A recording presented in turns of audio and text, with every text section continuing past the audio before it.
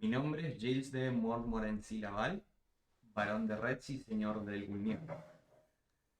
Quiso el señor que conociera su gracia cuando conocía a Juana de Arco, la doncella de Orleans, y ésta se presentó en la corte del Delfín de Francia para unirse a su causa restauradora.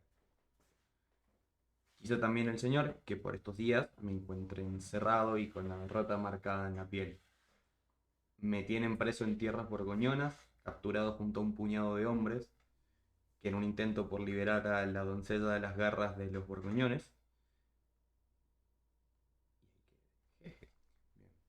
eh, hablemos de mi vida. Nací en 1404 en Champtocé-sur-de-Loire, en los bosques bretones. Mm, ¿Qué me decís de tu mamá? Mi madre era organista, eh, me enseñaba a tocar cuando era chico. Solía llevarme a la iglesia y escuchaba, cuando yo la escuchaba tocar el órgano, sentía la vibración del aire pegándome en el pecho, siendo muy chico. Un sentimiento muy particular que ha quedado, era como un monstruo muy grande, rugiendo, cantando. Murió mi madre de peste, mi padre también, en 1415, y quedé entonces en la custodia de mi abuelo, el padre de mi madre, Jean de Craon. ¿Te quería tu abuelo? No, no, no, no. ¿Por? Creía que éramos débiles, yo y mi hermano. Hizo de su vida, hizo de la razón de su vida endurecernos, como se endurecen los hombres, a golpes, básicamente. Nos abandonaba, nos dejaba solos en bosques, eh, sin comida, sin agua, para que sobreviviéramos o nos comiera un lobo. Me usaba, si hay algo que reconocerles, que sabía administrar, sabía hacer oro. No mucho tiempo después de que quedamos a su cuidado, se encargó de casarnos a mí y a mi hermano, arreglarnos matrimonios que hicieran que las arcas se llenaran bastante.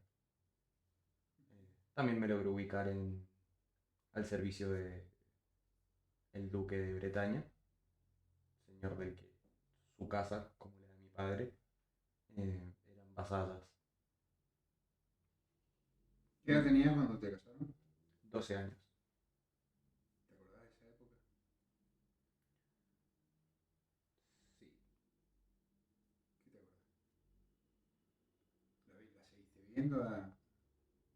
No, no mucho. Después de que el matrimonio primero se arregló cuando éramos niños, se consumó cuando yo ya tenía 16 años.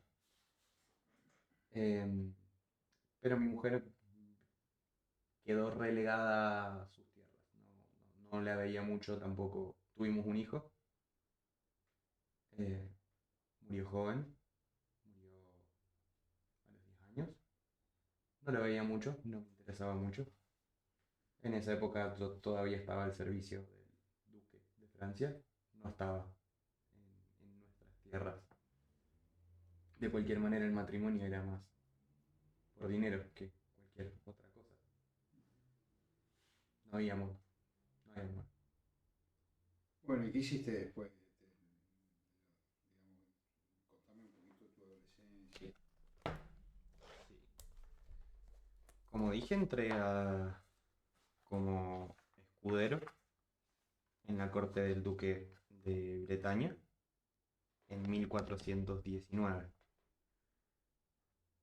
Hasta 1422 serví así, ayudando a caballeros, con armadura, las cosas que cualquier niño creería, pero bajo la tutela de mi abuelo, que acudía seguido, y se encargaba de recordarme que la vida de caballero de las historias es una, y la de verdad es otra, es la de la guerra. En ¿Qué edad tenías ahí cuando hacías eso? ¿Eras caballero? aún no me ungían caballero en esa época, era escudero, pero eso fue cuando tenía entre 13 y 14 años aproximadamente. ¿Quién eran tus tutores, tus profesores en ese tiempo? ¿Tenías profesores religiosos? Mi tutor se podría decir que era un caballero. Ujú, También era un caballero que estaba al servicio del duque. Eh, yo le servía con lo básico, arreglar, arreglarle la armadura, ujú. ensillar el caballo, mantener las armas afiladas, llevarlas, asistirlo en lo que él necesitara.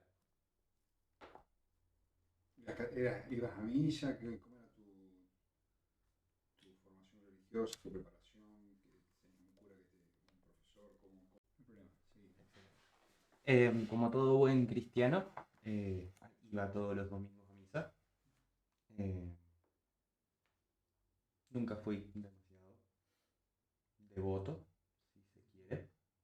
Mi abuelo tampoco lo era, pero es obligación, es deber. Cuando eras escudero, ¿vivías en la casa de tu abuelo o estabas en una especie No, de internado?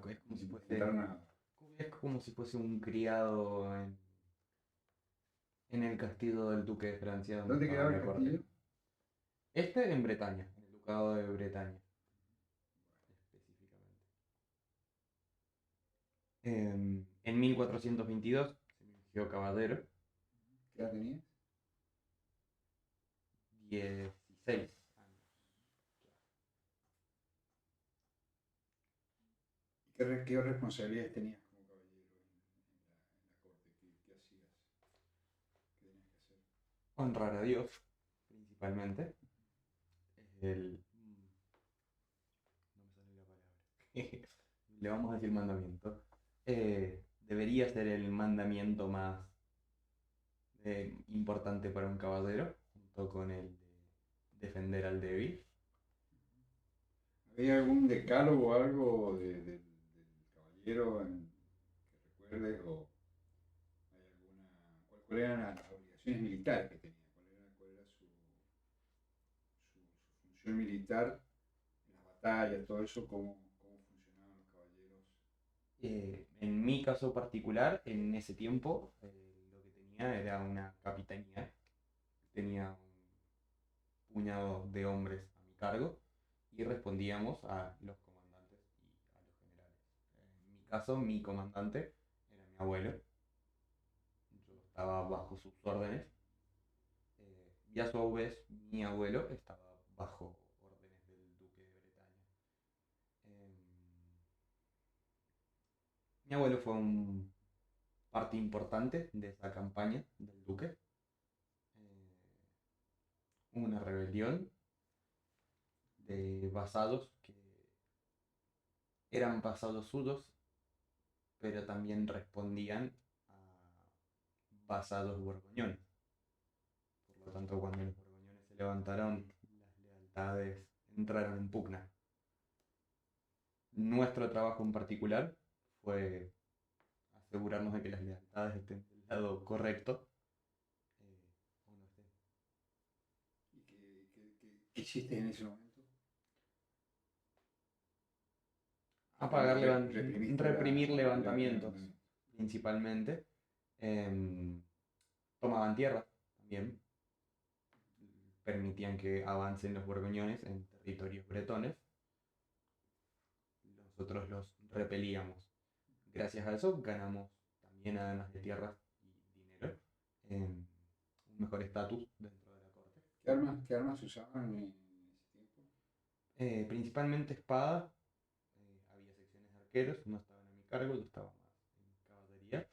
Eh, en ese momento también había algunos cañones en nuestro ejército, pero la mayoría de los cañones del reino estaban en otros lados. No ocupábamos no tuvimos que ocupar ni hacer ningún sitio, así que tampoco eran muy necesarios. Em, yo era bastante diestro en el uso de la espada, también de la lanza, como todo caballero, espada corta, espada larga, lanza larga. Em,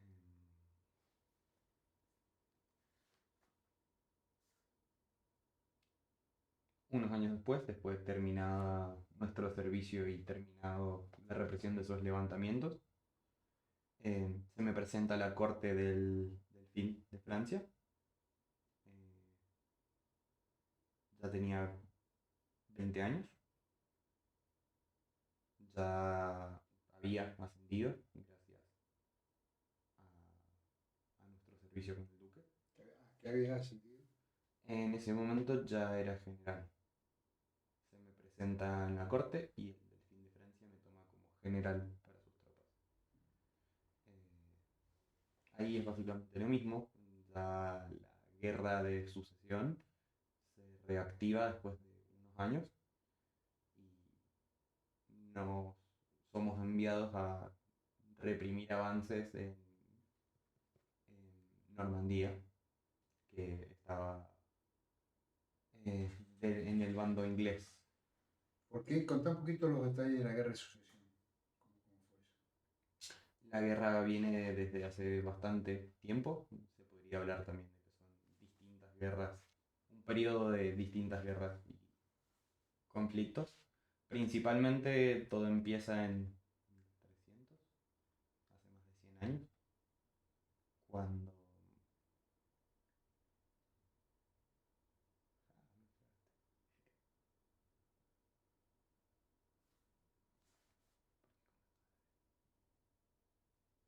básicamente entre Inglaterra quiere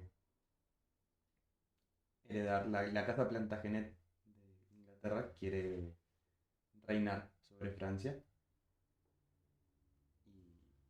y la corona francesa reclama lo mismo. Y vos estabas del lado de la corona francesa. Exactamente. Cuando muere, en ese momento todavía es rey Carlos III. Sí, Carlos III. No se encontraba bien de salud, no venía tomando buenas decisiones, se le había quitado bastante territorio a través del Tratado de Troyes, que no noté la fecha, pero es un poco antes de que entre al servicio del Delfín. Se le conceden muchas tierras a los borgoñones y a los ingleses, se hacen muchas concesiones. Eso también genera deslealtades hacia la corona, genera que justamente muchos de los señores se levanten y se pongan del lado borgoñón. Em, ¿De los dos lados habían católicos o del lado inglés? sí, de los dos lados había católicos. Sí, todavía los ingleses no se... Todavía creo que responden mayoritariamente a la Iglesia Católica en Roma.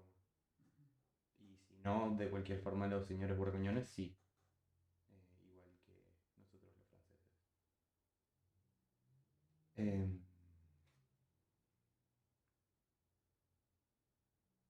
el momento más importante creo yo es 1429.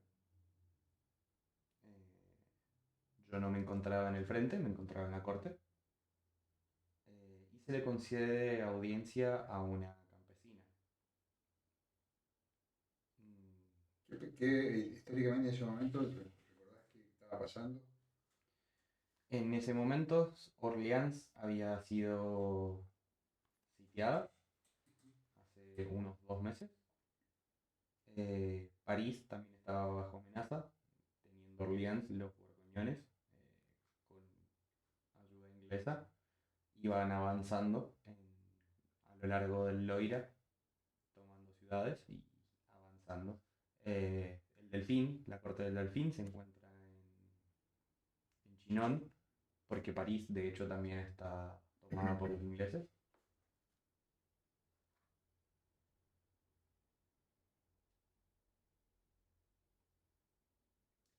como dije, el rey Carlos III ya se encuentra muerto, muere de viejo y loco. Su hijo, el Carlos IV, aún no es del fin de Francia porque aún no puede ser coronado. La coronación históricamente siempre se ha hecho en la iglesia de Nuestra Señora de París no, perdón, de Orleans.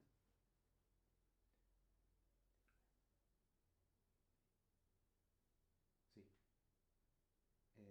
Por lo tanto, hace años que no puede ser, no, perdón, hace meses que no puede coronarse, lo cual tampoco ayuda a la estabilidad política del país,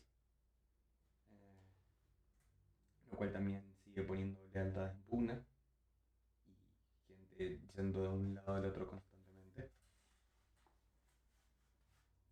El hecho que no fuera todavía presidente.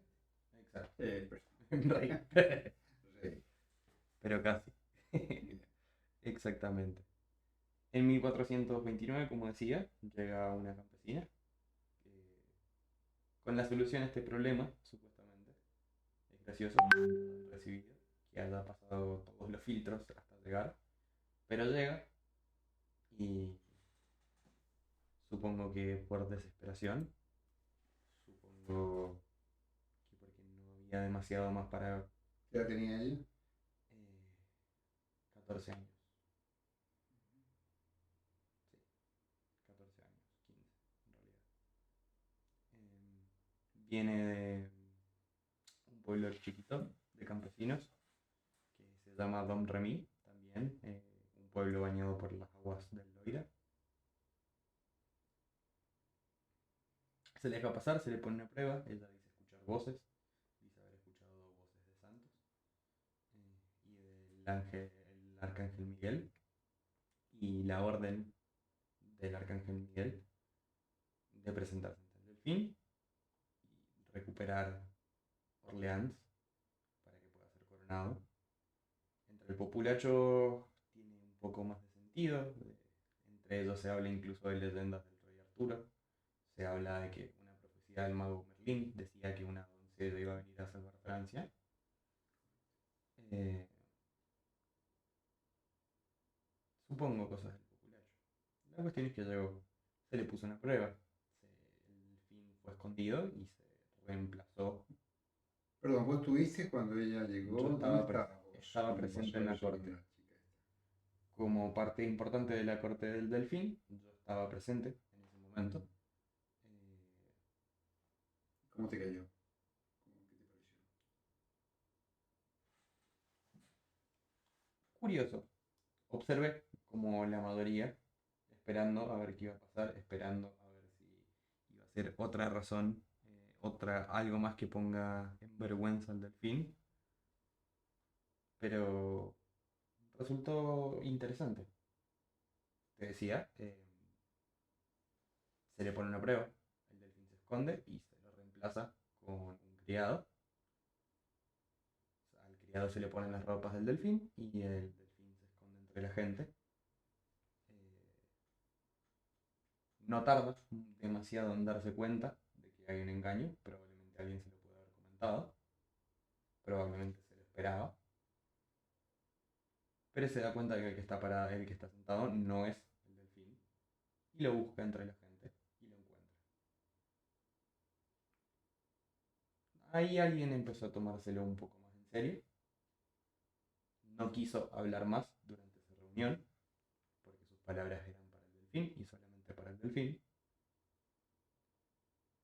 Se la recibió en la corte, se la puso bajo tutela de un grupo de monjas que tenían que corroborar primero que fuese una doncella. Se puso fecha para una serie de pruebas, entre ellas asegurarse de que sea virgen, entre ellas asegurarse de que las voces que escucha son de ángeles, como ella decía, y no de demonios o algún otro tipo de espíritu. Eh, Pasa las pruebas, o por lo menos es lo suficientemente convincente para los presentes y para el delfín, por supuesto, que la pone al mando de tropas, muy pocas, un puñado de hombres, se podría decir un pelotón. Eh, Eso desencadena un berrinche de su parte, pero más allá de apenas estar instruida en el uso de la espada, no es demasiado lo que esa mujer puede hacer en el campo de batalla, así que se me pone a mí y a otros generales a cargo de una expedición. Por qué te elige a vos? ¿Por qué te da esa importancia? Como dije, de mis logros dentro en el servicio del ducado, del duque de Bretaña, eh, me permitieron cierto ascenso. Cuando entré al servicio del Delfín, las operaciones en las que participé también resultaron exitosas, con lo cual se me concede el honor de ser general. Eh, no había mejor elección para que la recuperación de Orleans fuera exitosa que mandarme a mí. ¿Había en ese momento un mariscal? Por Eh, encima, en, encima de los en ese generales. momento, mariscales, había algunos generales que tenían el cargo. No es el máximo rango, sino que era una condecoración. Pero es a lo máximo que se puede aspirar. No es como si fuese un jefe del ejército. Simplemente es como un general de muy alto rango. Ah, perfecto. Posteriormente, sí. Cuando yo ya estoy muerto, el título de mariscal de campo se le otorga al jefe del ejército. Em, Se nos envía a la operación. Después de que Orleans fue sitiada, su regente, el duque de Orleans, escapa de la ciudad. Es una de las razones que hace que los pobladores le abran la puerta a los borgoñones. Nuestra misión es recuperarla, pero tenemos que esperar refuerzos. El duque de Orleans está juntando a sus vasados, pero nosotros tenemos que esperar. Cuando llegamos al campamento, cuando llegamos, establecemos un campamento. Juana no tiene mejor idea que intentar por todos los medios una tregua y pedirles por favor que se vayan, cosa que los borgoñones responden con ataques. Obviamente, el frágil temperamento de la mujer no lo toma para bien, hay que controlarla, intenta hacer una emboscada sola. Obviamente eso termina en que tuvimos que ir a buscarla y encerrarla, porque estaba poniendo en riesgo la misión, estaba poniendo en riesgo que se delate la posición del campamento, estaba poniendo en riesgo demasiadas cosas, a tal punto que los borgoñones hacen una primera incursión al campamento que logramos repeler, pero que nos deja un poco más debilitados para un ataque. Juana intenta por todos los medios participar en las decisiones militares, no se le permite, no tiene sentido, no hay nada que pueda decirnos que ayude realmente, pero se la deja estar presente y se conforma con eso. Cuando el duque de Orleans llega, con el resto de las tropas, se comienza la operación y si alguien tenía dudas de lo que era Juana, se despejan ahí. No era demasiado hábil con la espada, como ya dije, pero se le dio un caballo y un estandarte que hizo que muchos campesinos que sí creían en ella la siguieran y resistieran y no se rindieran, incluso cuando se nos disparaba con cañones, incluso cuando no parecía fácil avanzar. Y finalmente se logra romper las defensas borgoñonas y entrar a Orleans y expulsarlos. La Juana resulta herida en esa batalla, eh, por lo que la llevamos con urgencia de nuevo al campamento. Se intenta quitarle la flecha que tiene clavada, se la limpia, empieza a tomar fiebre, temperatura, pero se logra estabilizar, aunque tiene que dormir por un par de días. No mucho tiempo después, con Juana ya recuperada, se decide seguir avanzando por Level Loira. No recuerdo el nombre de la siguiente parada, pero es un puente. Es un punto fundamental para poder detener los avances borgoñones. Logramos repelerlos ahí también. Avanzamos en 3 ciudades más y en todos se logra tener éxito. Ella siempre va adelante. Ella va adelante. No tardan después de la batalla en Orleans. Yo y otros que pudiéramos haber sido más escépticos de ella, vemos algo. Vemos que arde algún fuego que nos lleva a seguirla, que prende más fuego en nosotros y que es en gran parte lo que nos permite conseguir la victoria en todas esas batallas. Por supuesto, este éxito repentino pone de buen humor al Delfín, quien por primera vez ve una posibilidad de ser coronado, quien por primera vez ve una posibilidad de fortalecerse. En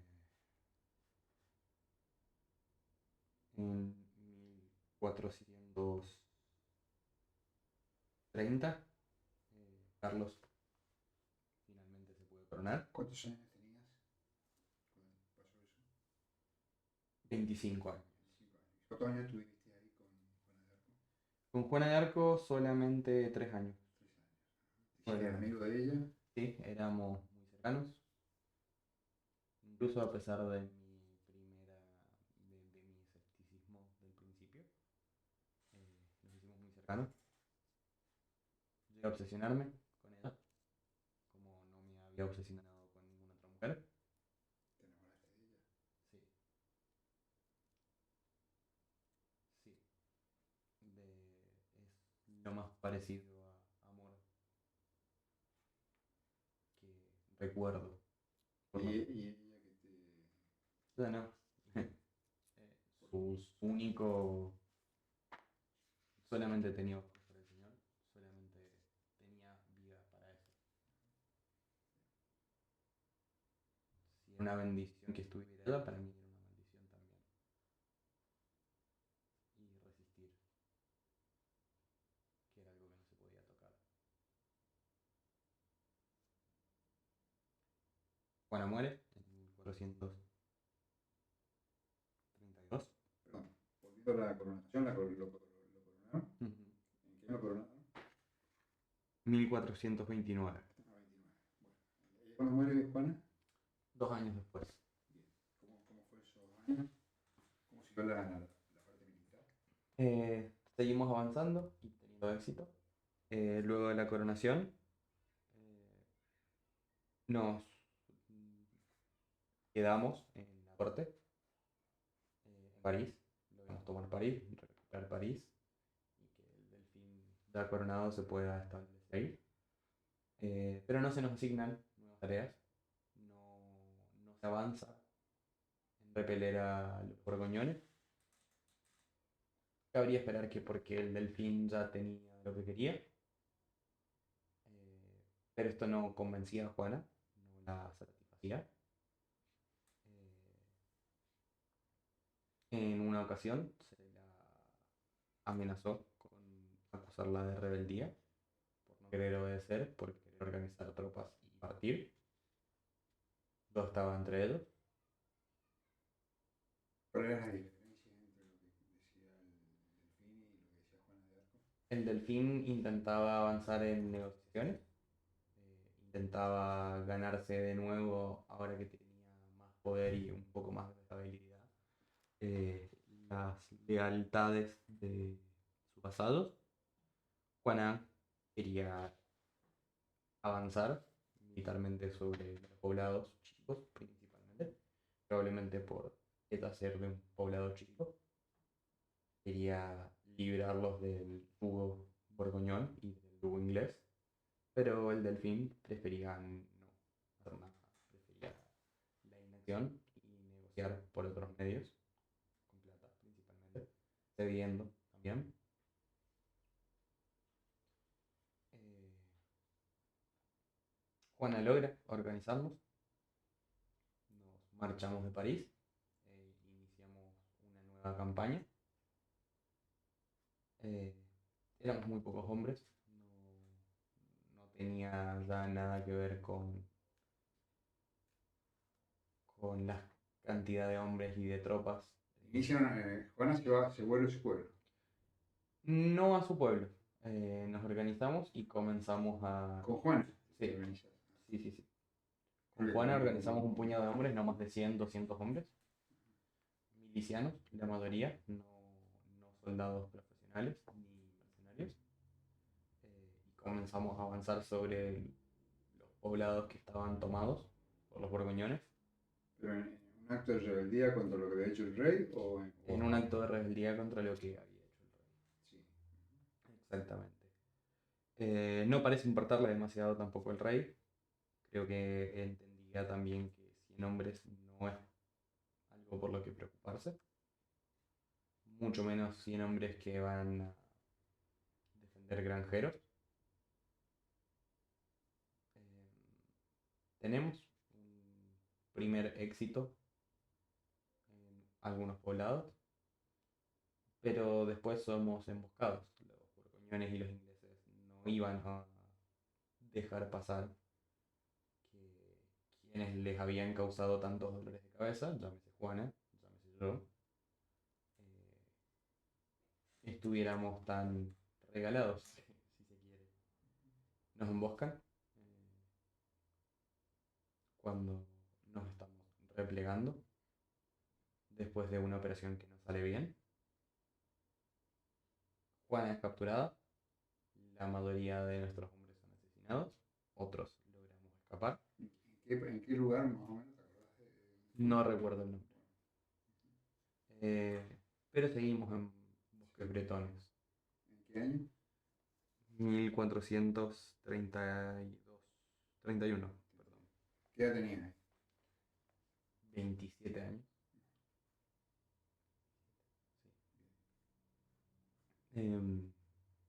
Juana es capturada. Yo también soy capturado. No corremos la misma suerte. Se negocia mi liberación, pero no se hace nada por intentar liberar a Juana. Probablemente el delfín se haya sentido amenazado con que pudiera generar nuevas discordias con otros señores. Así que prefiere dejarla en manos borgoñones, que terminan vendiéndola a los ingleses. Se la juzga, por lo que tengo entendido. Yo estaba preso en ese momento. Se la juzga y se le encuentra culpable de brujería y se la ejecuta en la hoguera. Yo me entero de esto después de que se negocie mi liberación. Y me provoca mucha ira.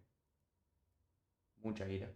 Provoca que incluso con todo lo que había logrado en la corte del delfín, yo decidí retirarme de nuevo a mi casa en Champtocé Sur del Loire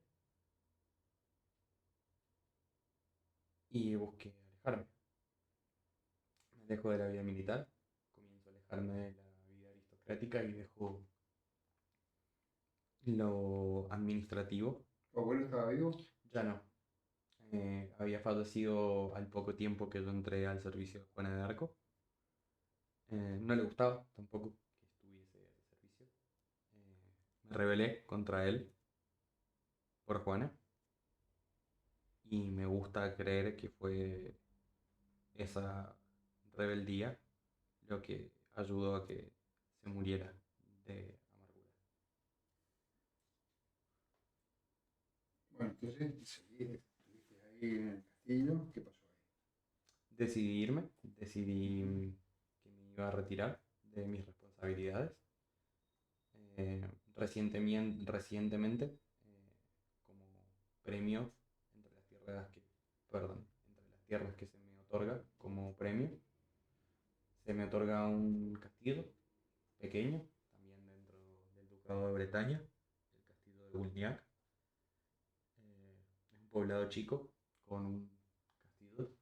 Su señor se encontraba muerto como parte de las rebeliones. Su señor fue ejecutado y sus herederos se exiliaron. No se supo nada de ellos y se me entregaron esas tierras a mí. Es un lugar alejado donde no tengo que preocuparme por demasiadas cosas. Decido que voy a retirarme ahí, como muchos otros señores al volver de la guerra, para, pero como muchos otros señores que suelen unirse a órdenes militares, a órdenes sacerdotales, militares, las pocas que todavía existen. Me retiro ahí, pretendo continuar con la causa de Juana, pretendo juntar hombres que puedan hacerle frente a los borgoñones y a los invasores ingleses. A pesar de mi buena reputación como héroe de guerra, a pesar de mi fortuna, no logro juntar demasiados adeptos. Tengo de cualquier forma los medios para seguir intentando interesar a alguien. He financiado compañías de teatro, compañías humildes, si se quiere, que giran por poblados y por ferias, representando la batalla de Orleans, representando el sitio de París, representando las obras, sí, representando las hazañas de Juana de Arco. Esto también llama la atención de otros artistas que eventualmente vienen, pero no buscando ayudar, buscando plata. Me entretiene, igual, me recuerdan buenos tiempos, me muestran a Juana viva de nuevo, me gusta y ayudo. Preocupo un poco a mi familia, que siente que estoy malgastando la fortuna. ¿Quién es tu familia en ese momento? En este momento mi hermano menor. No me acuerdo el nombre de mi hermano, pero tengo un hermano menor que es quien queda a cargo de las cuentas. Llamo la atención también de un sacerdote, un hombre que llega al Cugnac una noche buscando asilo. Se presenta como Antonio Abasquia, es italiano, es florentino, para ser más precisos.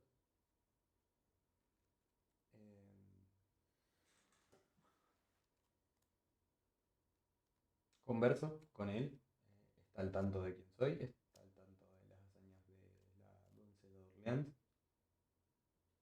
Me pregunta, celebra, ve las obras de teatro. Parece interesarse por la causa, por mi causa, por intentar juntar hombres que quieran seguir con la obra de Juana. Y me propone su colaboración a cambio de hospitalidad. Me parece un trato bastante justo, así que lo acepto. Se convierte también en mi confesor.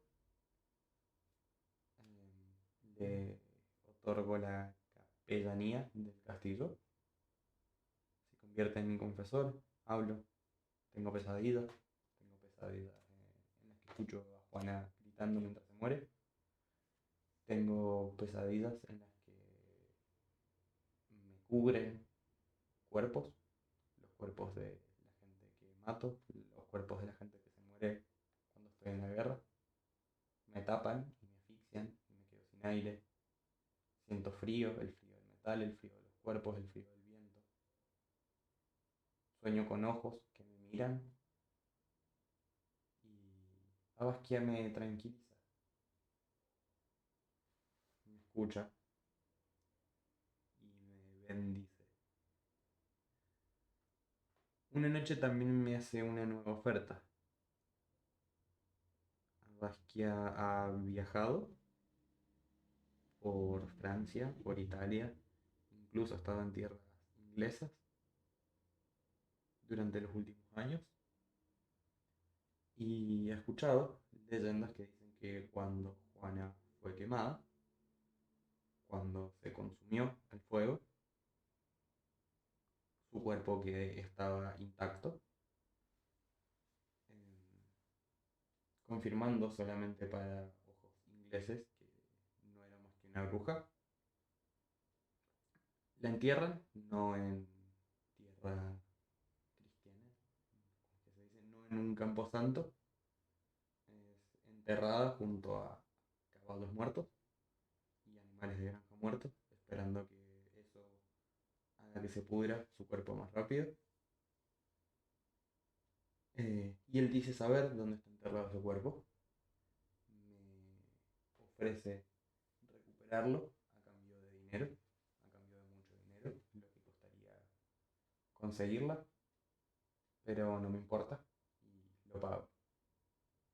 No es mucho tiempo después que efectivamente viene. Un día llega una carreta y adentro está el cuerpo de Juanes. Lo colocamos en la capilla y lo veo y reconozco a Juanes, reconozco su cara, reconozco su pelo. El cuerpo no es que esté intacto, pero no parece alguien que murió hace ya 2 años. La piel está arrugada, blanca, muy blanca y seca, pero no pareciera estar pudriéndose.